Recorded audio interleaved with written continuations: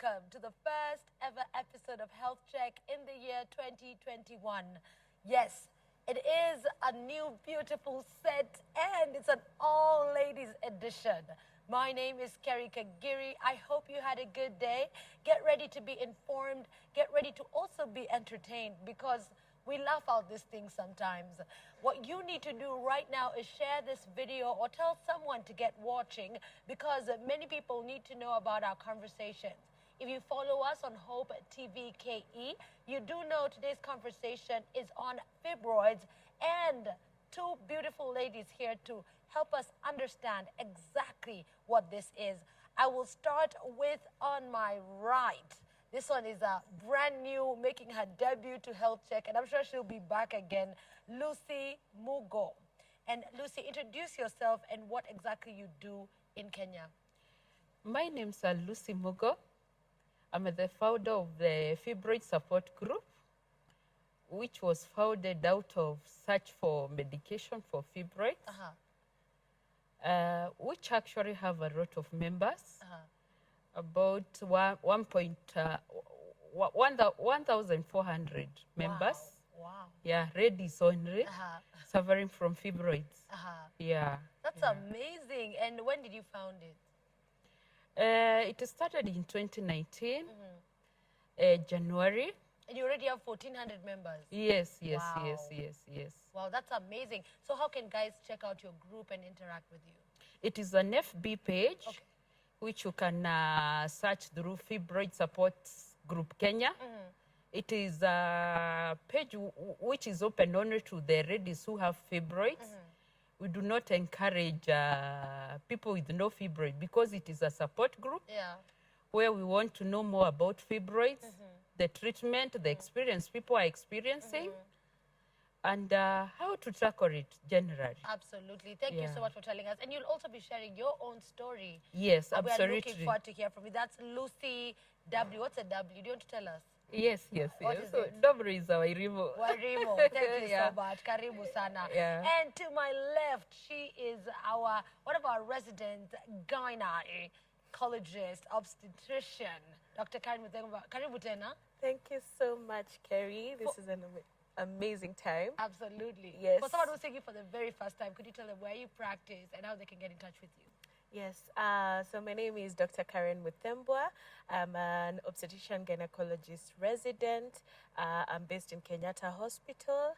I'm very passionate about working with women because women are basically the best people you can really work with. I deal with everything reproductive health. I train people. I give awareness teachings on my Facebook, Instagram, and now YouTube. Yes. Please share. What's your YouTube channel?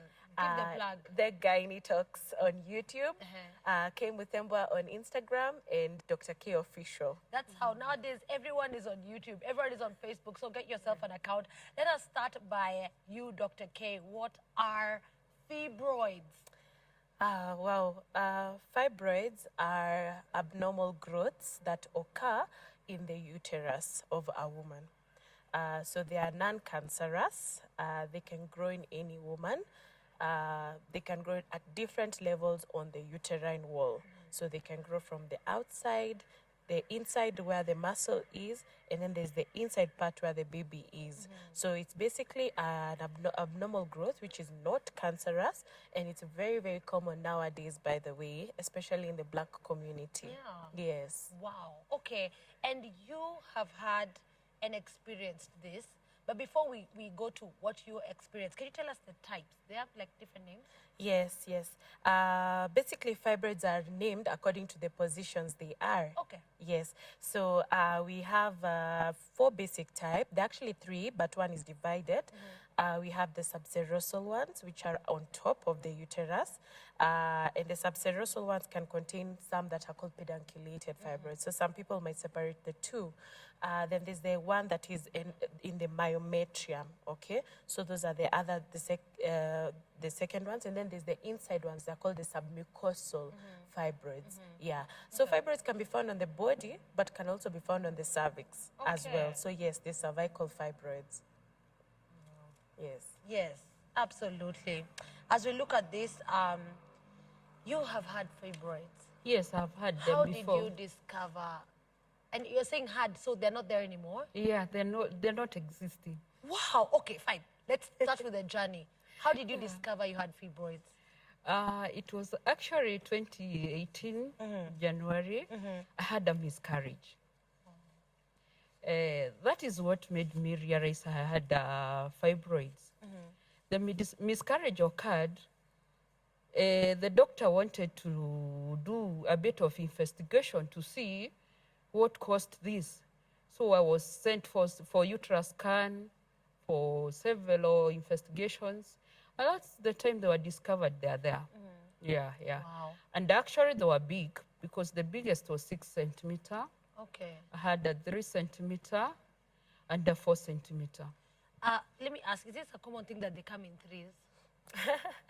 It might be a coincidence, Uh-huh. but it can even come as one. And Okay. one can be very problematic. Yes. And someone can have many and they are not problematic. And- Yeah. okay. But most of the time, by the time they discover, because that's the uterus is also bigger, it's Yes. from 3 and above. Okay. Yes. As she's talked about, she had to go for a scan. Are there other ways and signs and symptoms for someone who's watching probably that they could have other than the scan she's talked about? Yes, yes. It's very possible to suspect that you have fibroids, but they're confirmed by ultrasound. Just basically from the history. And the symptoms of having fibroids are you have things like heavy menses. Now, before you were used to having maybe you were changing 2 pads or 3 pads a day or 4 pads a day, and now you're changing up to 6 or 7. A very common symptom that many people come with also is subfertility. And that is when you keep having pregnancies and you keep losing them. So that could be one of the signs of having fibroids. And or infertility. Infertility is if you've never been pregnant before, but it's not explained. So when you do an ultrasound, you find you have a fibroid. So that could be also one of the signs. So even having sex, if you have intercourse and you're feeling pain, sometimes it could be because of a fibroid. Like mine, I may say maybe it was as had no symptoms. They only came after the miscarriage. Okay. Yeah. Let's talk about the process of that, and I thank God so much that you can talk about it without tears. It's very hard to talk about a miscarriage, and I thank God that you have, you seem to be dealing with the grief well. Yes. After that, what was the next step? So the next step was the doctor who I got did not guide me well. I decided to seek a second opinion from another doctor. After the second opinion, I think that's the time I decided, I think here, I should do a surgery. Because this thing are just growing. And then they were growing at a very alarming rate. Because at a time, it reached at 8. Then going for another scan, it's going to 12. Then the doctor is telling me, no, this one we must remove. They grew at a very high rate. I don't know whether it is because of the food that we took or what. And actually Daktari didn't know. can Maybe help us Daktari and can answer us. respond. Yes. And before we get to that point, she's saying that they grow. What makes them grow? Yeah, that's a very good question.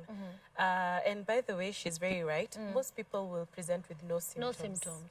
No symptoms at all for fibroids. But that's when even when they're 6 centimeters, they can still be very asymptomatic. Wow. Maybe the only symptom you have is the miscarriage. 6 centimeters is like what size? 6 is like this size. Like an apple? Like, yeah, just slightly bigger than like a bigger pear. A bigger pear? Yes, Whoa. you see.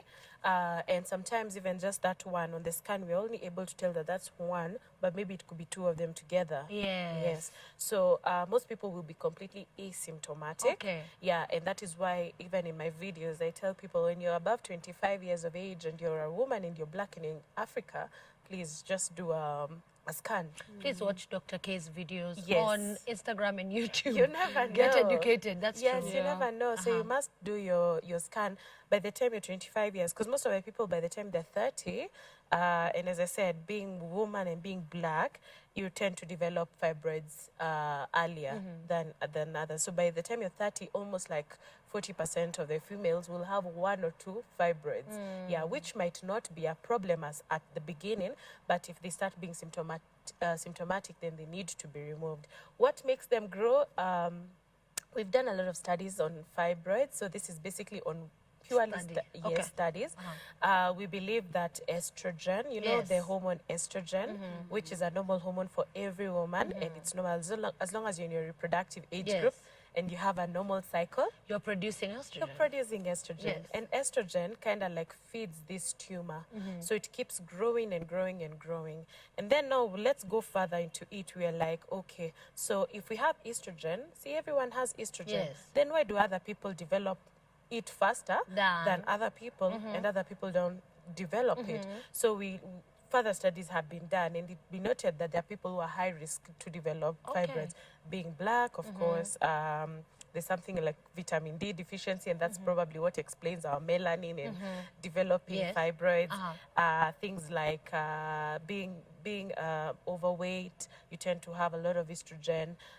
If you've never gotten children, that one, it means you've been exposed to estrogen longer, because pregnancy protects you I a have little heard bit. that one. They're like, oh, you have fibroids, get a child. But That's what you need yes. to do right now. Yeah, but she said it didn't work for her because Yes. ideally we don't tell you to get children. It's what do you want? Yes. Yeah, and it depends. Is it symptomatic or asymptomatic in terms of the management? So it's very individual based. But what we think is that those people who have developed fibroids, it's because they've taken some time without getting kids. So if you're, let's say, for example, like us, we're starting to be in the 30s, Yes. and then we're going on and we're not starting to get kids, then are you surprised you're exposed to a lot of estrogen, and therefore the development of fibroids? People who started their periods way earlier, so you see they have a longer exposure. That's true. Yes, and then the ones who go into menopause later, it's also a longer exposure. Yeah, and then there are some foods and things that may contain estrogen. So you're right. It's also believed that things like soya tends to have more estrogen. Cow milk has a lot of estrogen. So we suspect, okay, cow milk could also be a culprit to this. Yeah, and also meat generally. You know, animals tend to have a lot of estrogen, and some of them are given medication to grow. Wow. Yes, so that can really explain why. Yeah, so it's still being studied, Yes. but yes, they're here with us, and they're very, very common. Absolutely. Apparently, 80% of women By 50 years, Okay. have fibroids. Myth. Let's go to some myths, and you'll share with us, because naonanga on your group, I'm sure kuna kitu unasoma uko like, who told you this? And we want to talk about those myths. But as we do that, we want to welcome you to go ahead and text us. Our number is right below the screen. Go ahead and get ready to call us as well. Would love to engage with you on that level of phone call. You can ask your questions. You can comment on Facebook. You can comment on YouTube, and we'll be reading your feedback and responding with our case study. I don't think that's a good one, but she has the experience, and she's in an amazing group, and she is the founder. Lucy is indeed the founder of Fibroids Support Group Kenya, and Dr. Karen Muthembwa, who is a gynecologist-Obstetrician resident, but very passionate about women and doing a lot of research. Someone said by the time you get to your menopause, you know, they can just die off on their own.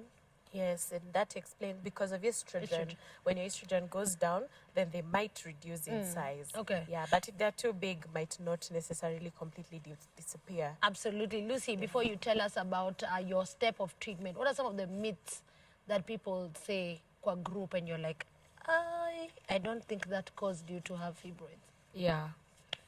Some of the myths are like these fibroids are for the older women. Yeah. Another myth is like maybe they are for those who don't wish to have babies. Oh, no. Since their wombs are idle. Yes, Yeah. I've had that. Idle wombs. Yeah. Wow. Yeah. Okay. What would you say to those? Yeah, as we said, they are myths, you know. You can still be in your 50s and maybe never develop That's any true. fibroids.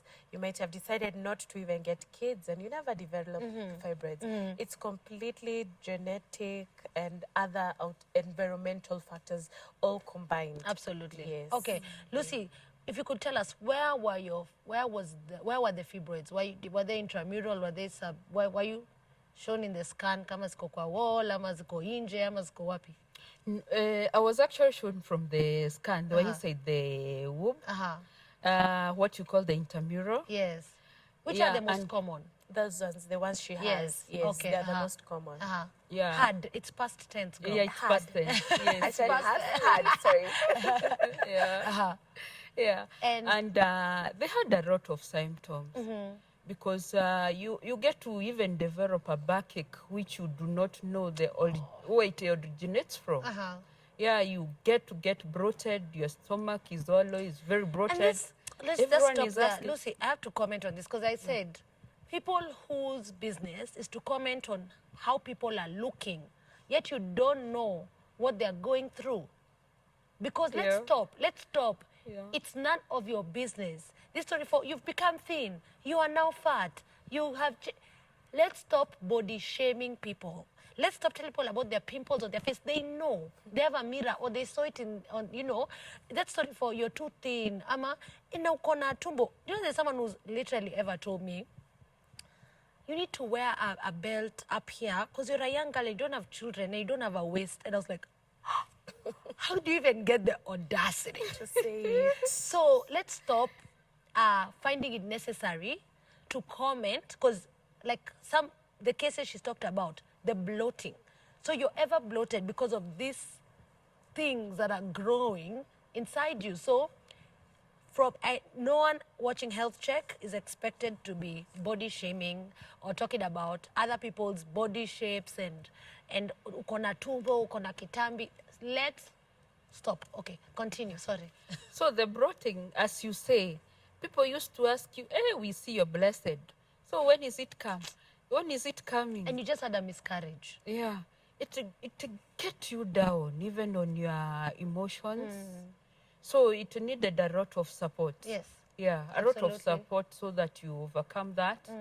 And also to be able to seek treatment. At the time, I almost went on depression. Oh, no. Yeah.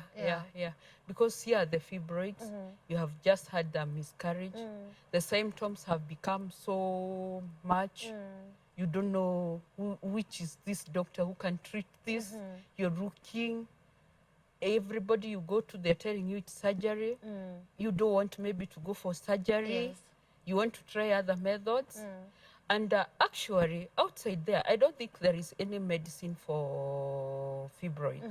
I tried so many things that everyone came with. Everyone said it works. I tried. Oh, no. And nothing worked. Dr. K, as we're coming back to you right now, because I want us to go through your treatment, and then she can also explain how to treat the rest, because it's an intramural. We'll see those. Is there no medication? Well, it's very individual based. We usually start with what does the patient want? Okay. What are the symptoms of the patient? Are they actually having symptoms or none? Because if you have a small fibroid, sometimes we tell you we can observe and see Yes. how it goes, whether it's going to grow, because there are people it actually reduces. But now when it comes to symptomatology, the bleeding, you're going into anemia, it can even cause death, you know? So now these are the kind of patients we ask them, what do you want? Do you want to maintain your fertility or not? Okay?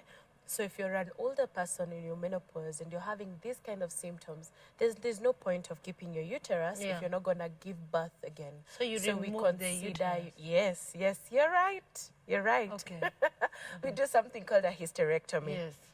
But now when you come to this common age group, which still wants to conceive, we do not remove the uterus. We give you an option.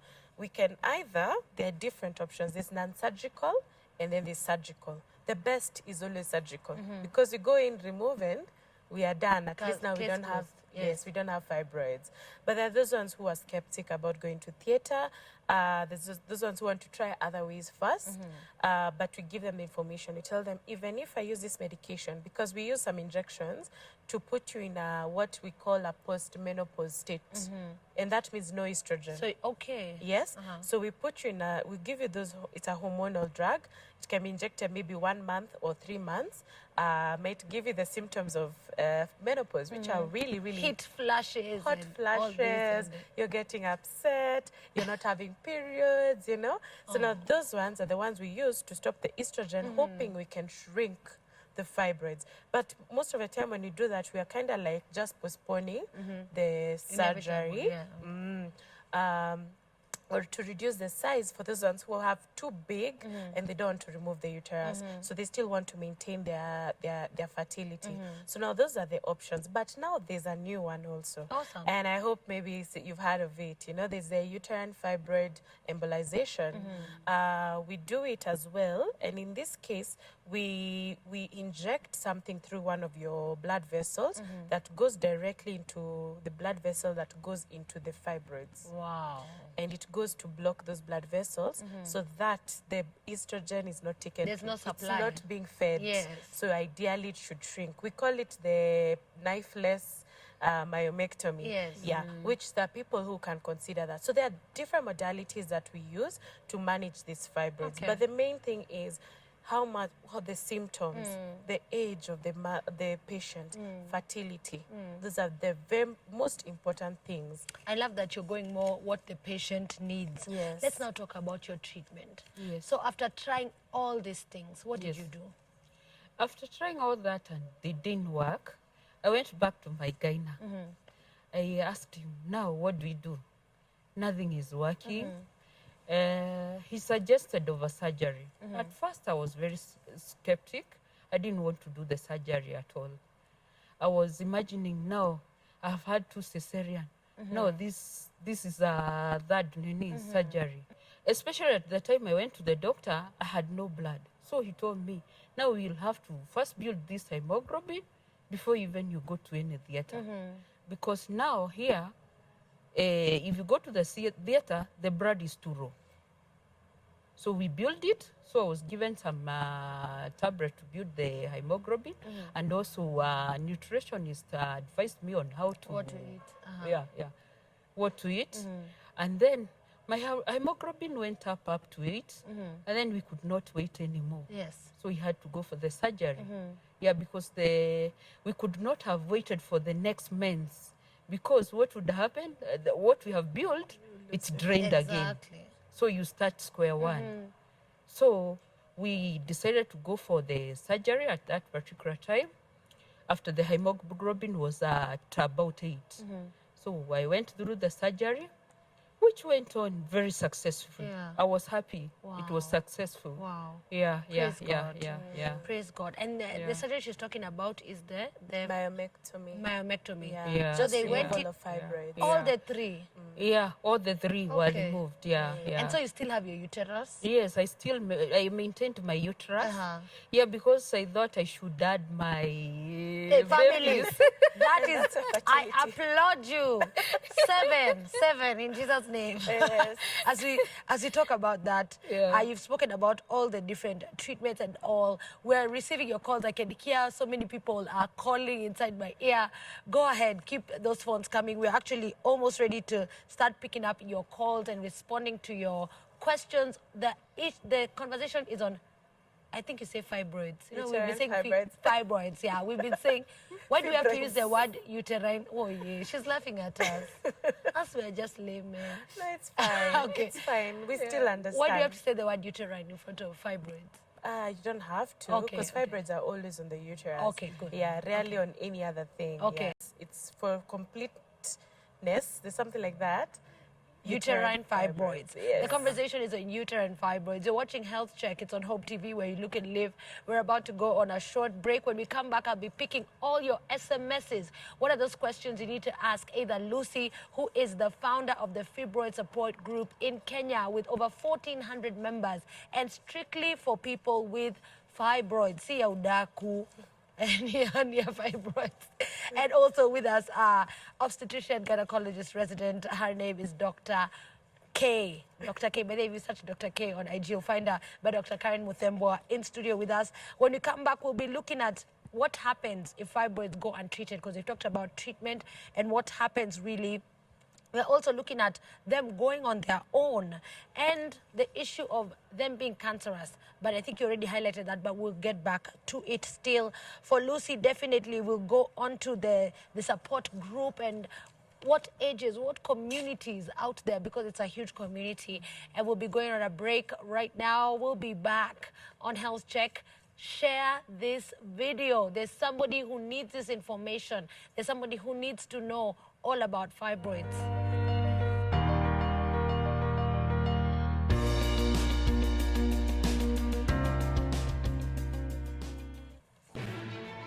Every time, every single minute, there's something new to talk about. The government continues to make sustained investments. And we want to completely support and thank our healthcare workers. Crime rate has dropped drastically. We are intentional to inform you on stories happening far and wide across the globe from places never imagined. We shape national discussion as we give you all the perspective to enhance, develop, and better our leadership, right from the national leadership to the tiniest point of administration.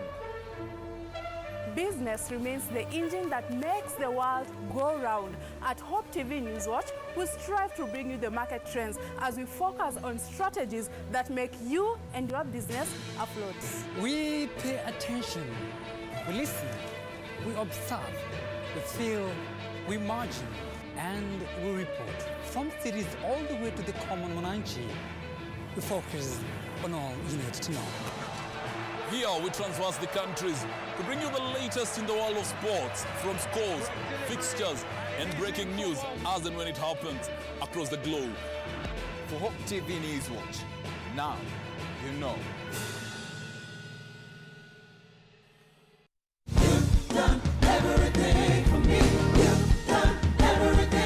Join us every Sunday for unlimited, uplifting,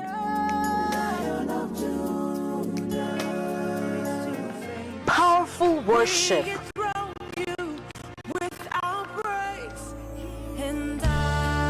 only on Extended Worship.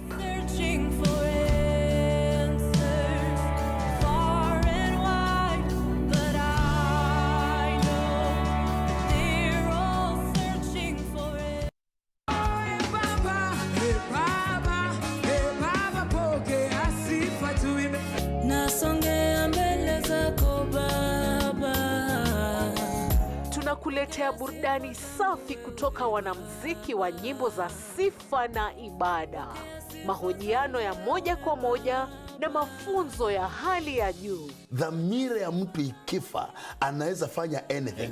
Because kile kinanitofautisha na mbuzi ni dhamira. There was this time niliambia Mungu, mimi samahani Mungu, lakini naona umenifanya mimi kuwa daraja. Sitaki.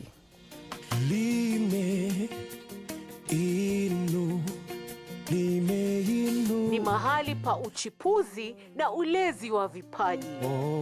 Mwimbaji anaweza itisha akitaka, lakini unajua hiyo ni sauti hajanunua. Hujanunua, hiyo ni umebarikiwa nayo. So hiyo unaweza mupeane aidha bure ama, lakini hii pande nyingine sisi tumeinvest, ni investment tuna. Tunabeba mwili, lakini mimi sikujua hii ni maagano nafanya. Ungana naye Mwalimu Shaban Brima kila Ijumaa saa 2 jioni na marudio kila Jumamosi saa 10 jioni. Machozi ya furaha nishangaze Baba, kwa ushuhuda wangu watambua wewe ni Mungu. Coronavirus COVID-19 is a respiratory virus spreading across the world. The infection is spread from droplets of coughing and sneezing of an infected person, touching or shaking hands, or being in contact with contaminated surfaces or objects with the virus.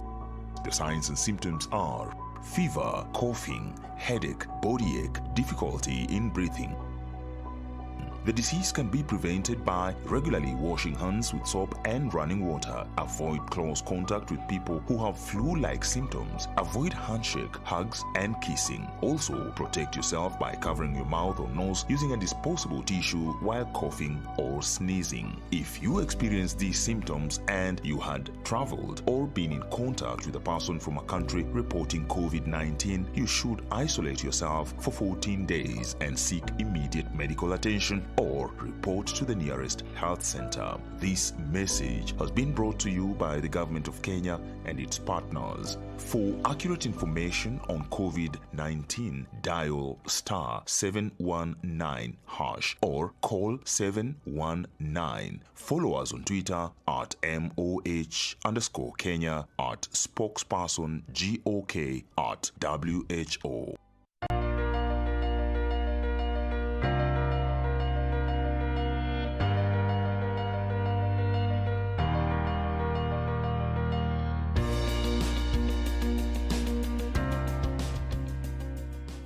Welcome back. I hope you've enjoyed learning about the great programming we have right here on Hope TV, where you look and live.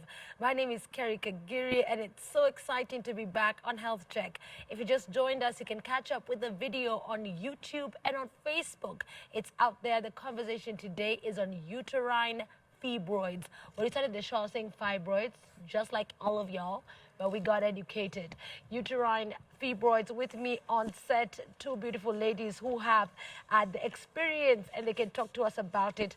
On my right is one who had fibroids, no longer has fibroids, and is continuing to build her beautiful family. That's Lucy Mugo. She's the founder of the Fibroids Support Group Kenya. And you can say hi in that camera. And welcome, guys, to check out your group. Yeah. Welcome, guys. Check up on Facebook. It is Life Hope. You can also check on our Fibroid page. Yes. Kindly check on it because it has more information coming in. Absolutely. Yeah. Absolutely. I like that. And you're also very informed. And with us, of course, our gynecologist-Obstetrician. I should call her our resident, Dr. Karen Muthembwa. Karibu sana. Asante. We've been talking about fibroids. I've forgotten. Fibroids. We're talking about fibroids, and the conversation is really on the treatment. And we said we'll come back to continue to go through that, but also fibroids and pregnancy. I have seen a question on our Facebook page. I'll just go right back to it for a moment. And also a comment that I really, really like from here. Thank you so much, Michika Elijah Ongeri, for letting us know that you are following the conversation. Let all the ladies in your life know about this, because over 80% of women do have fibroids in their lifetime before the age of 50. Joanne Kilonzo asks, if pregnant, what can one do with the growth? And as we read that, we'll be going to James Marsh, and we'll go to James Marsh as we ask Lucy a couple of questions. Okay. Fibroids can have several effects on pregnancy. The first thing is it can prevent pregnancy in the first, if you've never been pregnant. So that's one of the things it can do. Well, how does it prevent pregnancy? It can do it in different ways. Because this is a thing that's causing a malformation in your uterus. So that space where the sperm and the ovum are supposed to meet, they're just not getting to meet because there's a blockage somewhere. The other way is that it takes up the space inside your uterus, which should be for the pregnancy. But now there's no space, there's no attachment area for the placenta, so you get a pregnancy, but you lose it. Okay, so you have infertility and then subfertility. Then we also have the issues with bleeding and other comorbidity like anemia, which will not be conducive for any pregnancy. But most of the time, anyone who's, because as we said, most women will have fibroid, one or two fibroids at any stage in their lives. So during pregnancy, we might discover that there's a fibroid just incidentally. So that should not worry them so much, because we just follow up. We don't remove the fibroid, because removing the fibroid will risk the pregnancy, and we don't remove the pregnancy because obviously we want the pregnancy to reach term. Yeah. So what we do is we follow them up. There are those ones who have the problems with the fibroids in terms of maybe now the space is limiting the pregnancy to grow. So unfortunately for some of them, they can get miscarriages. But what we do, if we're able to catch it early, we can even help by closing the cervix, or we can still continue monitoring as closely as possible and reach the farthest we can with the pregnancy. There are also these other people The pregnancy is very okay, and then at the end, you see the baby is in a position, in a different position. Oh, no. So instead of having a normal cephalic, In a breech. yes, now you have a breech or you have a transverse, just because of the position of the fibroid. So most of the time with those ones, we usually go for a cesarean section if it's a breech presentation or if the fibroid is down there where the baby cannot pass. Not everybody goes for a cesarean section. There are people we allow to deliver normally. It depends on the position, the size, and the symptomatology of the fibroid. But most people will be fine, yeah? What we do, we don't bother with the fibroid during pregnancy most of the time. And this is because it contains a lot of blood vessels. So assuming we do a cesarean section, because this is one of the questions we get a lot with people who have fibroids and they're pregnant. They'll ask, will you remove this fibroid when we're doing the cesarean section? And most of the time the answer is no. We do not touch it because it will cause a lot of bleeding, and this bleeding can lead to death. So we do not touch the fibroid, and most of the time after the delivery, the fibroid will reduce in size because the pregnancy can make it grow bigger. So we just leave it be. God protects and it is okay. Most of the time it's fine. Yeah. But of course there are those ones who are affected by it. If we find maybe the fibroid is along the path where we need to cut and still remove the baby, and there's no other part, it's just full of fibroids, we sometimes end up cutting through the fibroid, but it's a higher risk surgery, but most of the time it's still fine. We take a lot of caution when it comes to this kind of patients. Absolutely. Yeah. So for her question, Joanne Kilonzo, if pregnant, what can one do to control the growth? You might not be able to control it. We can only be able to follow it up. Yeah, because now we can't give you medication that will stop your hormones. Absolutely. Yeah, it's just follow up. It might be weekly, it might be 2 weekly, depending on your symptoms. Awesome. Yeah, so you just follow it up to the time you deliver your baby. Awesome. Yeah. James Marsh on Facebook says, this is very enlightening. Lucy, my spouse, has really gone through hard, difficult times, and spousal understanding is very crucial. We have gone through hard times, but she's a strong woman. Hey, hey, hey.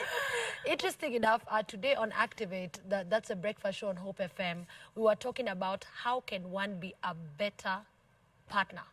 It was just a topic, and we were just like, you know what, how can one be a better partner? And I think this guy wins. I wish he was there. I've given him 3,000 bob of airtime, but it's okay. We celebrate you. We celebrate you. We celebrate you so much. Let's talk about that kind of support before even going to the all-women group. Yeah. And now you went through the surgery, and now you're trying to adjust from the miscarriage and everything. What did James Support do? What I can say, James was very supportive. There is no visit that I went to the doctor that he did not follow me. He always escorted me. We went together. The resorts we always led together. And then we ask each other, what next? What next? Yeah. Yeah. We go sit the doctor, both of us, and we ask, what next? Yeah. Yeah. Absolutely. Because it is difficult to go through it alone. It is actually difficult to go through it alone. Despite James working away from home, because he works away from home, he was very supportive. I cannot look at that camera. Mwambie asante. Mwambie asante. This is your moment. This is your moment. James. Oh, and a blush. Yeah, I have to. Okay. James, I want to thank you for being very supportive as my spouse. Together with my 2 boys, you really supported me. You escorted me in every visit that I went to see a doctor. I'm very thankful about it. Very thankful about it. May God keep you for me. Oh. Okay. I didn't know this would be that kind of a show. We're just like, oh, that's amazing. That's amazing because partners need to step in. And at least he knew every step of the way. So it was easy for him to understand and be more careful with you and everything. He actually understood. He was more careful with me. He treated me well. Okay. You know, that is the time most spouses will abandon you. Yeah. But for James, he stuck by my side. He was always there for me, even patting my back when I was feeling a lot of pain. I remember like one day, he almost He almost went for the next flight because he heard I was taken to hospital in Aga Khan. I was just alone at home, but I became ill. But and the neighbors helped. But he took was on his the way to the next airport. flight. He actually took the next flight at night. That's what's to up. come home. That's what for we're the talking support. about. Marriage works. Marriage works. Marriage works. Yeah, marriage works. Absolutely. Yeah, I can testify that. Let's talk about, thank you, James. Thank you so much. Me, I'm thanking you because unatuwekea hopes. Yes, unatuwekea hopes. Sisi, my ladies. Let's talk about after treatment. So you've gotten the surgery. Yes. Recovery time, how was that? Recovery was not easy. I can say recovery is not easy. Considering that you have wounds in your uterus all over, now that they have dug deep to remove those fibroids, it is not like a cesarean section. It is more than that. Because for a cesarean, me, I used to take 2 weeks. This one took 4 months without doing anything. People are still supporting me. I cannot walk sometimes on my own. So it is not easy. Then later on, doctor discovered that I had endometriosis. Wow. Maybe that is what made me not recover well immediately. I don't know. But this endometriosis went away on its own. Okay. Yeah. So it was like a season. Yeah, it was like a season. Came when now she started seeing the symptoms of heavy bleeding. Yeah. Dr. K, could you demystify that? What, the endometriosis? Yeah, the endometriosis can form anytime, by the way, even after surgery. It's one of those things that, one of the complications that can occur. Okay. In any surgery, by the way, even in a cesarean. So you tend to have maybe I can describe what it is because maybe some viewers might not know what it is. It's that inner layer of the uterus. It's called an endometrium. Yes. So when that inner layer has parts of them going into either the other parts of the body, that's called endometriosis. So you find the tissues, the shedding. Yeah, that it's shedding from another place other than your uterus. Yeah. So it is somewhere else. It's called an ectopic tissue. It goes somewhere else, and then when you're having periods and all that, you still have periods wherever it is. So it can be very, very, very painful and very Someone had devastating it in their people. lungs? Yes. Okay, that's Jambiko, okay. But we did have an episode on endometriosis. We want to encourage you to check it out in our videos on our YouTube page. We had a gynecologist, of course, and you know, a lady who is in charge of the Endometriosis Society of Kenya as well, Elsie Wandera. That's who we had, and we had that conversation, and it's quite a lengthy one. So you can go ahead and check out that video and get informed. Can we pick some questions as we continue? Let's pick some questions. Yeah, I wanted to add something small. After getting the endometriosis, even after the surgery, the bleeding came back. Wow. It actually came back. Wow. Yeah. They removed the endometriosis tissues? No, it came out on its own. Or it just disappeared? No, it came out on its own. Yeah. Okay. Yeah, because the doctor told me it's some tissues which escaped to another part of the uterus. Okay. Yeah. Those tissues are alive, clearly. They just have a life of their own. Yeah. And that's the body They'll that be God vicious. created. Yes. One is texting in and saying, I had a myomectomy in 2015, but the fibroids are back. I have no babies yet. I keep getting some intense pain in my tummy, and sometimes it swells. Please, advice. Recurrence is a very common thing with fibroids. Wow. And it's because of, we think it's because of the same things that cause the first fibroids to form are still present. The genetics, the environment is still present. So some people may get a recurrence. It can happen. And yes, we've done myomectomy severally on people. Like there are people who've had 2 procedures or 3 procedures. But what she needs to do is not to lose hope. She needs to have her gynecologist close by, not to just disappear. Because yes, another myomectomy can be done. And after that, close follow-up needs to be done to to allow her to get pregnant if that's what she wants, and help her also if at all they develop again. Sometimes we can even eliminate some of the causes of these fibroids, like tell you to reduce the estrogen containing compounds and all that, especially after you've removed. Yeah, so she shouldn't lose hope. It can happen. Yeah. Tell us about how often should one, yes? How often? Also, let's pick this phone call from Jane, but you'll be telling us about how often we should get tested and checked for the fibroids. Jane, good evening. Hello, Jane. Welcome to Health Check. Thank you. Where are you calling from? I'm calling from Kimati. Oh, where is that? This is Nairobi. Awesome. Thank you so much. What is your question? My question is, yes, for now I have fibroids and nilikuwa injected on January and haziko shrink. So na nimeambiwa na daktari lazima nifanyiwe major operation cause moja ni kubwa iko ndani ya uterus. And then so nilikuwa nauliza hakuna njia nyingine mtu anaweza kutibiwa zitoke? Okay, Jane, acha tukujibu swali hilo. Thank you for watching Health Check. And sorry for that. What would you respond to, Jane? The best treatment so far, up to where God has given us information as doctors, is usually the surgery. Yeah, but I understand sometimes it's difficult to say, yes, I want to go for surgery because it's a new thing. You don't want any cut in your body. And that's probably why you were given that option of having the injection. Unfortunately, the injection can help shrink over some time. But within 3 months, because I think you got in January, it may not have changed much, and that is expected. So sometimes you might go on a bit longer on the injection, but the injection will not work as well as the surgery. So it might be good to sit down with your doctor and let them understand what you're going through, because surgery is not just opening up completely.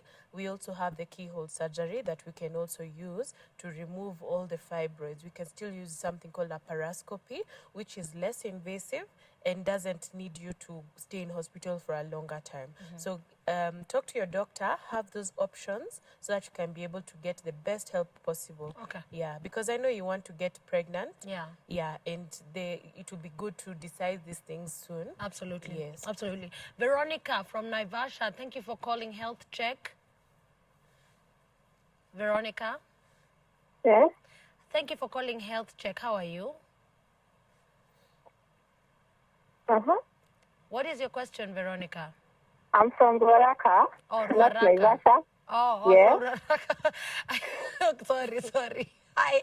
What's your question? I am 30 years old. Yes. And I just discovered I have fibroid. It is symptomatic because of excessive bleeding. Yes. Oh, sorry about that. Okay, sorry about that. Veronica, you can text us on 22232 or you can try and call again. But she just discovered she had fibroids at 30. Sounds like many people I know, but what is with this 30-year-old discovering they have fibroids?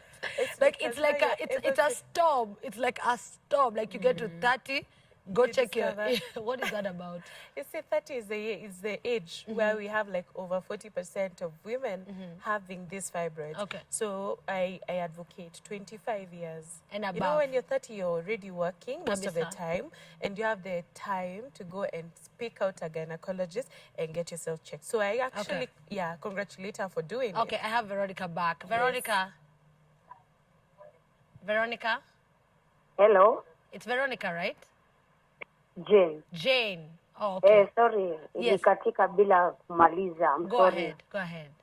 Sasa, no, it's Jane.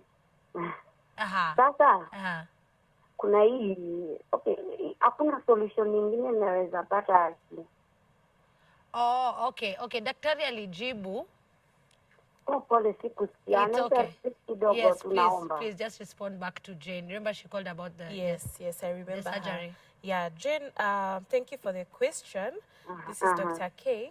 I said that it would be important to know that the surgery would be the best option, but it's an option. That's why you were given the injectable, which helps you to reduce the size of the fibroid. But 3 months is a very short time for the injection. Sometimes it may take a bit longer for you to have any sign of shrinkage. But it would be good to sit with your gynecologist. They'll be able to give you the options of even surgery. It's not always that you'll have the open surgery. You can also have the keyhole surgery, which might be good for you. Awesome. Yeah. Jen, are you okay? Okay, what we do is when you ask the question, you just go back to your TV quickly. Then you listen to the answer. Yeah, that will be easier. Wow. Okay, our call line is open for any questions you might have. The conversation is on uterine fibroids. And someone asked me a question recently. They've not been sexually active or they don't have any reason to go see a gyna, according to them. They are over 35. And what would be your comment? Because, you know, now they're like, maybe have fibroids because I'm 35 and I don't have children and above. That is, what would you say? Yeah, get yourself a gynae now. Now. Yes. It doesn't matter. It doesn't matter. And by the way, going to get to a gynae, sometimes it may just help you with knowledge. Knowledge. Yeah, not of your necessarily body. to find a problem with you. Okay. Yeah, and you might just be totally normal. And we don't see patients only when they are sexually active. We even see teenagers when they're very young. Some of them we teach them some of the things that maybe the mom cannot talk to them about. Wow. Yes. So I encourage, by the way, once a child is around above 8 years, a girl. And especially when they start their life. When you see they're starting to grow, just make sure you tell them to go with them to your gyna. Let them just have a small discussion with your gyna, and then they'll be actively managed from 18 and above. Wow. Because a pap smear should be done by every 21-year-old. And I teach it in my... You do. Yes, 21. And then when you reach 25, ultrasound. Lazima. Yes. And they should do it, you should have a yearly check with your gyna. Absolutely. We'll continue to respond to your questions as we look at our story. And we have this amazing guest in studio, Lucy. She has a great group of people who come and they offer support to each other. What are you doing different now completely? You said you met a nutritionist. Yes. So what are you not eating? What are you eating? And I know things are different for everybody, but what's for you? Yeah, I think we have to eat healthy food. And when I mean healthy food, it's a balanced diet. Yeah, avoid the junk food, because I think the junk food make even the fibroids grow even more if you have it. Yeah. So you have to maintain a balanced diet. And more into it, I've taken vitamin B. Vitamin D, sorry. Yes. D for dog. Yeah. Vitamin D more. Maybe before I did not take it seriously, but now I honor my fish oil bottle. Wow. Yeah. Awesome. We have a gentleman calling in, Dixon from Mombasa. Good evening. Yes, good evening. Dixon, thank you for calling Health Check. What's your question? Yes. Dixon? Good evening to you. What is your question, Hello. Dixon? Yes. Okay, I was kindly asking is, for example, Yes. if I have never had a kid And I have fibroids that are 10 centimeters. 10? Yeah. Is it possible I take the injections and still give birth, or how can I go about it? Awesome. Dr. K is here to respond to you. Thank you so much for being bold and sharing your story. Yes. Awesome. Okay. You can just hang up and we'll answer you on the show. Yeah. What we consider when we're doing the injection is the size of the fibroid. 10 centimeters would be a bit on the higher side to expect it to shrink enough to allow you to actually get pregnant in time. So for certain sizes, like if you have 5 and above, even 6, sometimes it would be good to consider surgery and just get over and done with it. The injection might take you longer. Yes, we cannot say no to it. We can still give you. If you're lucky, it will shrink, but it will not completely go away. Okay. So if she's intending to get pregnant, let her have the myomectomy. I've given the option of having even the embolization. Yes, which you can explain again. Just Yes, explain there's again. the uterine fibroid embolization, which is a new thing that we've been doing. Instead of having surgery, we can do an injection into one of your blood vessels that takes the blood vessel takes you to the blood vessel in the one that's supplying the fibroid. So if we can block that blood vessel, then we kind of like kill the food for the fibroid. So yes, we've seen some people actually benefiting from that, especially those ones who don't want surgery. Yeah. I heard this from someone, I don't know if it's a myth, because it's connected to a blood vessel. It's like it's eating your food. It's like a human you are feeding, an extra human you're feeding. Is that a myth or is it true? It has a lot of blood vessels. So yes, it feeds on estrogen in that blood. Only estrogen? Yeah, it likes estrogen. Not my warus. No. No, but at least if you don't have a balanced diet, then your metabolism is not correct. So therefore, you can have hormonal imbalance, and which can predispose you to having fibroids. Absolutely. Yes. So diet is very, very important.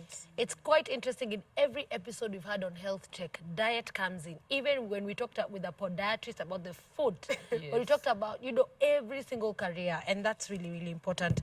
Lucy, let me get back to you on the community you have. You have a big community online. Who are some of these ladies who are there, and how can, people have called in from all over with fibroids, how can they get to join? This age group, the age group starts from 21. What? Yes. They're actually very young ladies with fibroids, as early as 21. And it goes up to 60.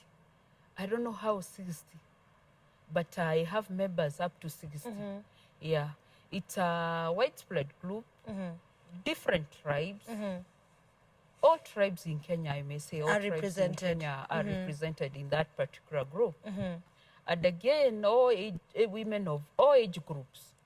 We say 20s, 30s, 40s, all of them are there. And most of them are complaining on some have a small, you call it a small? Doctor? Asymptomatic. But she says asymptomatic because it's her. Because it is her. Yeah. Others have symptomatic. Some have given birth. Which means no symptoms for those who are watching. No symptom at all. Yeah, there are some who have no symptom at all. They have the fibroid, but no symptom at all. Yeah. Wow. Yeah. Some have been able to conceive, some have not. Some are still trying. Yeah. Okay. And hopeful. Yeah. Absolutely. I think if you just joined us, we talked about there are 4 types. And so what happens is depending on where they are, and they're clustered with where they are. And probably you can take someone through, just do for them just a short course. On where they are? Yes. Okay. On where they could be. Yes. So from the name, they're on the uterus. So depending on at what layer they are in, there's an outer layer, middle layer, and an inner layer. And we have this image. Yes. Probably you can use it to explain. Yes. Okay. Yeah. So as you can see, that's the uterus. We need a pointer. So that's the uterus, and you can see that's the tube. Yes. And then that's the ovary. Okay. So you can see the outer part of the uterus. The light pink one. Yes, the light pink one. Yes. Now, the one that forms outside is called a subserosal fibroid. Yes. And it can be pedunculated. You see the way the ovary looks over there? Yes. It has like a stalk. Yes. So some of the fibroids look like that. Wow. Yeah, those ones are outside, and they can have a stalk and then looks like that fibroid. So they're usually subserosal or pedunculated. Yes. And then there's the one inside now, the pink part. Yes, the pink part. And those ones now are called intramural. Yes. They are right into the muscle. Yeah. Then there's the one that's inside where the baby is supposed to be. Oh no, like on the wall of the womb. Where the babies are touching. So that's called a submucosal. Yeah. But again, you see the uterus part of it is called the cervix down there. Yes. Yes, and if you find a fibroid there, because it's still part of the uterus, it's called a cervical fibroid. Wow. Yes. So depending on where they are, we are still able to get them and remove them. Absolutely. We're picking your calls, your questions. I don't know. I'm here with you and I'm giving you free consultation because Dr. K, she's, so you can ask her any questions as well you might have, or you might have seen in the group that you probably weren't able to respond to. So let's take advantage. You can even go scroll in your group and ask us some questions. And that's the questions. As we look at this and all your feedback coming in, we've talked about you having a guy now, whether you're sexually active or not. Ata mtoto wa kanisa. Please go ahead and get checked. Go ahead and get to know your body. Yes. Fibroids treatment. You talked about the various treatments. You've talked about the surgery. You've talked about the uterine fibroid embolization. Yes. What is this pill? We've had many people say, I was given a pill. Kuna dawa nimemeza. What's that? It depends on what. Is it in the hospital or outside? Yeah. Herbal. Did you say that there's something you took? Yeah, there are herbal things that we took. Oh, okay. Yeah. Oh, I'm sorry. It I thought it was a depends on which treatment one, also. because for us we don't give herbal medication just because that's not what our specialty. We are more conventional medicine. Yes. Okay. But I believe yes, there's other options that you can consider, but they are not yet approved, and we don't use them because we don't have enough studies on them. I can't tell someone to go and take a herbal pill outside. It's a no-no. Okay. But yes, we can give combined pills depending on, I said, what the patient wants. Just remove. They don't want surgery. They don't want anything. They just want the bleeding to stop. We can give pills to stop the bleeding. Absolutely. Or an injection. Absolutely. Yeah, but for herbal pills and all that, I wouldn't suggest it. Yeah, but there are other options like the nutrition, which can really change. There are people who've done a lot, because I've done a lot of studies also on people who are doing things out there, even in the US. Yes. There are people who say they can heal fibroids. You know, sometimes it's good to open your, even as a doctor, I want to find out, is it true? Is it true? Happening? Does it work? Yes, yes. And we've seen there are people who have specific combination of nutritional things, not herbal, nutritional things that someone needs to take to reduce the estrogen levels. Absolutely. The way people do the cycle, with, you've heard of seed cycling for hormonal balance. Yes. That happens also. So if you really believe, you know, sometimes it all starts from here. Yeah. And you use these things and it works for you, well, it's good. Yeah, it's good. We have Veronica back. We didn't finish her question as well. Veronica, thank you for calling Yes. back. Okay. Yes, go ahead with your question. Okay, I'm asking. Yes. I'm 30 years old. I just discovered I have fibroids.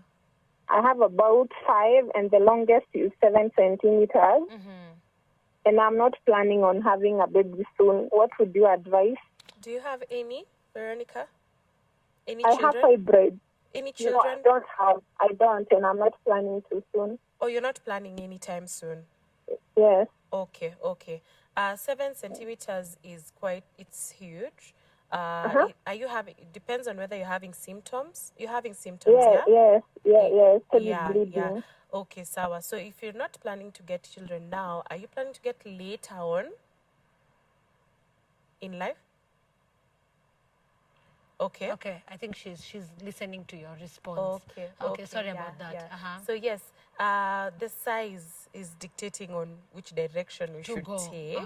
Ideally, the surgery or the uterine fibroid embolization. But if it was smaller and less, not symptomatic, we would have done a follow-up. Okay. Yeah, but for her, it's symptomatic. It's 7 centimeters, the largest. She has 5. And she has 5. So it might impede fertility later on, because she's saying not now. Yes. There is a possibility of later. Yes. So a myomectomy ideally would be the best thing for her.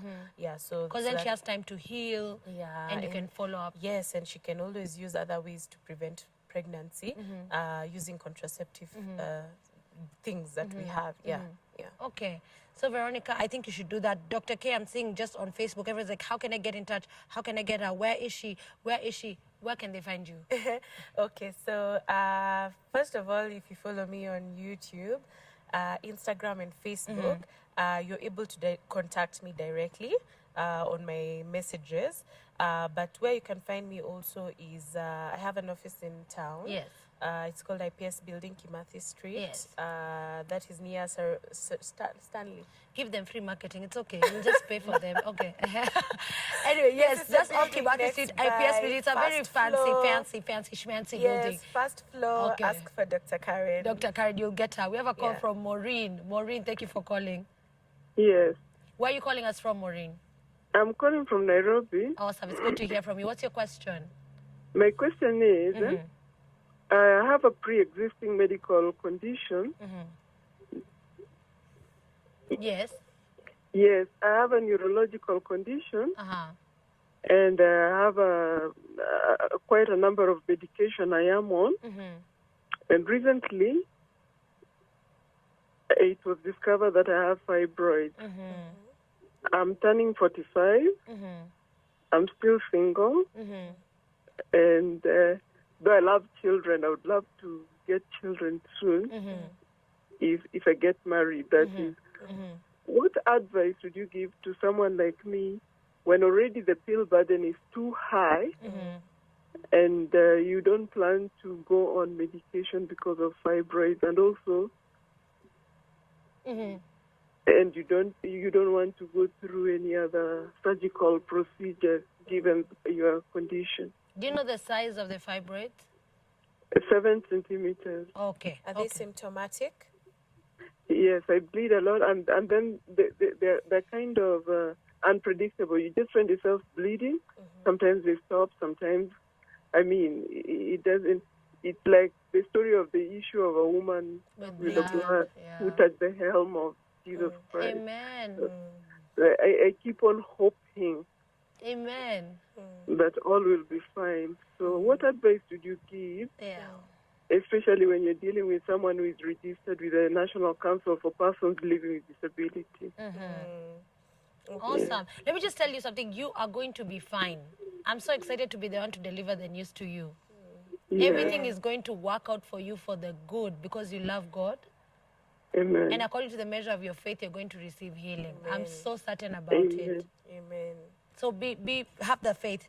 We just hang up. We're going to respond to you on air. You can respond to that. And we have so many questions. Now they're all coming in. I've been asking for questions. It's okay. Keep them coming. And also for Lucy, she's been there right before us, and she was willing to share her story. Thank you so much. Yes. That's a very interesting case. It is. Because she actually knows her situation. Yes. And she knows that the possibility of having other drugs is there. And the pill burden, she actually says the pill burden is really high. Yes. You know? So it depends on what neurological problem she has, and whether whether she's able to control it with the medication, or is it being reduced, or it's constant. But she says she's symptomatic. So it being symptomatic, it may be difficult to really say we can't put you on an extra one drug or not. Surgery might not necessarily be, if she doesn't want surgery, because you remember she has a neurological problem, that might complicate other things further. It might be inevitable to actually give her medication to stop the bleeding, because the bleeding will give her anemia and worsen her condition. So I would really advise that, because it's an individual case, and especially for her, she needs to have if she can even just see a gynae specifically, so that you start from the core and talk about the issues she's having, so that we can be able to titrate it according to her wants. And it depends on the condition she has, if she's able to handle an embolization. Because that's not surgery. It might be an option, but it is very individual based, and it might need other doctors, like it's a disciplinary A team of doctors. decision on what to do for her, depending on what she wants. And she said she wants a child. She does? Yes. And I really encourage, by the way, I also pray a lot. Yes. And I pray for my patients. Yes. So I believe in, it's very important. Yes, it's very important. So she'll need to see a specific person, just to titrate it to her situation. Absolutely. I never thought we'd use the word titrate after chemistry in high school, but here it is. We are titrating things. Hello, Dr. Karen. Thank you. You are here. I have fibroids from 2019. I'm not married, and I'm worried with the reoccurrence. Please help me. That's Brenda. What would you say to Brenda? Again, it depends on the symptoms, the size. If they are really big, you might need to just have for someone who hasn't gotten kids, I would recommend a myomectomy, because you don't want to have a lagging time. A myomectomy would be best, and it doesn't have to be an open myomectomy. We can do laparoscopic myomectomy. It's just cameras, and you don't have a big scar. Can you do that for Maureen? Maureen is the one who called previously. It depends on her condition. Okay. Because the medication we give to sleep all that might affect the neurology. Understood. So, yeah, that is why Okay. we need to know what it is exactly. Okay, okay. Yeah. After myomectomy, is it a must for one to have a CS or one can have normal delivery? That's a very good question. Most myomectomies end up as a cesarean section just because the depth we go to remove the fibroids. But there are people, if you have a pedunculated one, you remember the one I was talking about? Yes. It has a stalk like On its that. own, yeah. So you've not really cut through the fibroid Yes. and there was no other, then that one you can consider a normal delivery. Yeah, so most of you, because we do not know, let's say if it was a previous doctor who did it, and I can't tell how far they went, I will not let you go normal delivery. We will end up doing a cesarean section automatically. Okay. Unless it's specifically written that it was a completely subserosal pedunculated fibroid. Lucy, I think this one you can respond to because one is wondering, you know, what's the cost of this? What's the burden you had to go through? And how much does the surgery cost? You did the surgery, the injection, can it be done in any hospital? Are there specific hospitals? Maybe you can share a range with someone, probably they're looking at. I think that one depends on an individual. If you have a medical cover, it become easier. Like me, I had a medical cover which took care of my bills. Wow. Yeah, I went at temperature. That's why the surgery was done. It was done by Dr. Washira Morage. Oh, that's one of our doctors as well. Yeah. Awesome. If you have NHIF, it also assists. Okay. Yeah. Absolutely. Could you share as well? It depends on where you are. There are some hospitals that allow NHIF cover fully. So if they do that, like most government hospitals, you walk in and NHIF will cover most of it. Yeah, if as long as it's authorized. Yeah, so I would really encourage people who have NHIF to be up to date with their NHIF. Absolutely. It really helps some people. Yes. Yeah, but if you go to private hospitals, it's gonna cover only bed and breakfast. Yes. I think. Yeah. Did you say BNB? BNB. It's gonna be BNB. Yeah, but most private hospitals will go up between 100 and above. Absolutely. You're watching Health Check. We're about to wrap up this episode, and as we prepare our conclusions, we'll continue with some of your questions. We can pick up one more call. The number is right below the screen. We have a text from you. Thank you so much for texting in on 22232. We'll be checking that out as we wrap up. One here on Facebook, Muriungi, is saying, hi there, my cousin needs help. Time is ticking and it's tearing her marriage. The doctors say that they can hinder pregnancy, but despite of that, she hasn't managed to get pregnant. Because of fibroids, we're assuming. Yeah, she needs to get them out. I don't know how old she is, but if she wants to get pregnant, I say don't waste time. If you use medication, it's just postponing surgery for most people. Yeah. But myomectomy would be the best option for her. Awesome. Yeah. Awesome. As we wrap this one up, absolutely, I want to ask you to encourage someone who's watching. Clearly, there are many ladies today watching. Some of them have not been able to call or text in or even speak up because it's a bit painful and it's hard. It's like, what is going on? So maybe you can look at your camera and encourage someone and tell them it's going to be okay, as well as encourage this lady whose marriage is about to break because of the fibroids. What I can tell you, fibroids are treatable. And I'm a successful case where it have been treated before, and now I'm fibroid free. What you need to do is just follow up your doctor, follow up the visit that you're given. Don't miss any because every visit counts. It actually counts because once you see a doctor, you'll always have a way forward. They keep monitoring you. They keep seeing where you can be assisted. And especially if you have big fibroids, you need to be afraid to your doctor. And also to ask God to help even the doctor with wisdom on how to deal with that particular fibroid. Again, it is possible to get children even after surgery. So I don't think it is good to keep postponing. The earlier, the better you get the treatment, the better. Because I kept on postponing my case, but it only ate me up and brought other complications on my body. Yeah. So the earlier, the better you do it, So just for someone who's watching, what did you keep postponing? The surgery? Yeah, I kept on postponing the surgery because I didn't want to have another cut. Yeah. Oh yes, you did mention that when you were starting. Yeah, I actually didn't want to have another cut, so I kept on postponing. Which only I was just buying time anyway. Yeah. Wow. I think the solution is just surgery. You remove and you're good to go. Yeah, because right now I can say I'm well.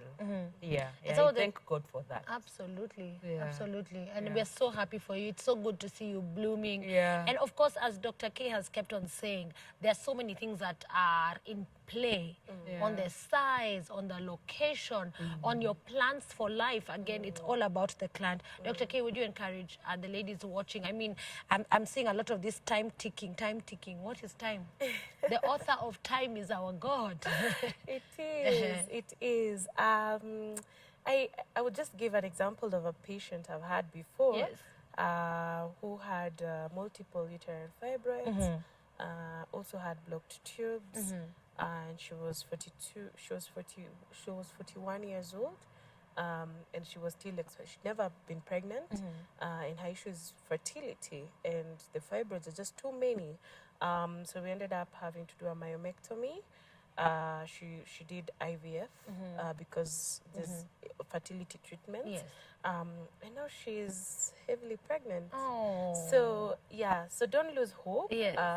Things work out for you. Absolutely. Keep praying. Fibroids can be treated, as I said. There's always something we can do about it. Absolutely. And every person is individual. We give you individualized treatment. So don't lose hope. See a doctor. Don't keep quiet, because again, some of these fibroids, I don't want to scare you, but some of them turn into something else. Yes. Like around 1% can turn into a cancer. And I think you had mentioned it earlier. Absolutely. Yes, so As a it's not everybody, but it is important to know that you need good follow-up by your doctors to have everything checked and managed at the right time. Dr. K, I'd asked a question. I don't know if you responded to it. How often should one go for checkup post finding out? Should start when they're 25. Okay. Yeah, the first scan should be done. We've had patients who are 21 and they have fibroids. Yes. So by the time you're 20, most of the time we see people having fibroids when they're 30.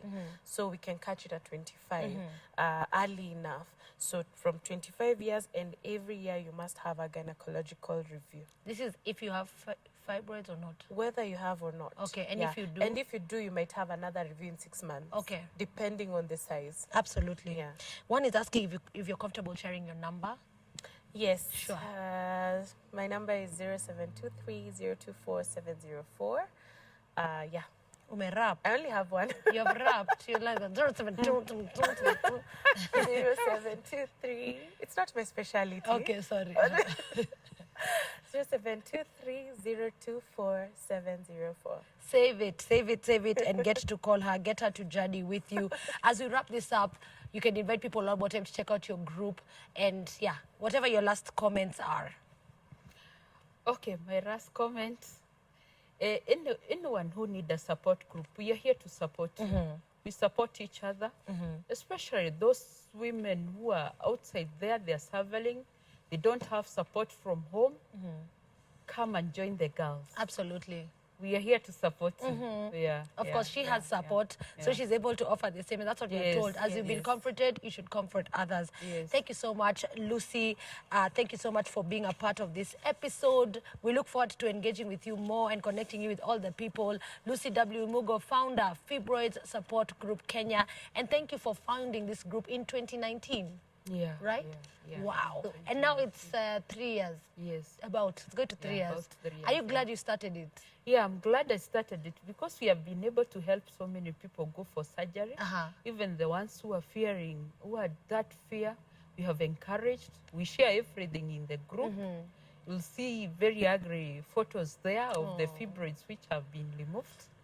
But it is just to encourage someone. Absolutely, absolutely. Yeah. I think I'm going to join that group because I need to learn more. In my life. And me, I'm allowed, Cindy. Yeah, you're allowed. Yeah, to come you know in. why? Yeah. Okay. Welcome. You'll join too. Yeah, Dr. should join as well. Yeah, Dr. should join. Awesome. As you do that, you could give us your last remarks as well. Yeah. So we'll treat your fibroids. Make sure you go to the doctor on time. Get all the support you need. It's not about the money, by the way. There's always options on what to do as you prepare, if need be, for a myomectomy, and there are options to surgery. So yeah, don't lose hope. Absolutely. What I need you to do now is share this video with everyone you think needs it. It's on Facebook. It's going to be still on YouTube all throughout. Health Check comes to you every Tuesday right here, streaming from the nation's capital, Nairobi, Tukotu Valley Road. If you're around, you can come say hi to us. Ladies, thank you one more time for your time, for your amazing gifts, for sharing your life with the world. Yes. Thank you so much. That's such a big... I wish I could have that strength, because currently I still don't have that strength. And Dr. K always pouring out. Dr. K on Instagram is the place to be, by the way. I'll see you. Yes. See you next time. Bye.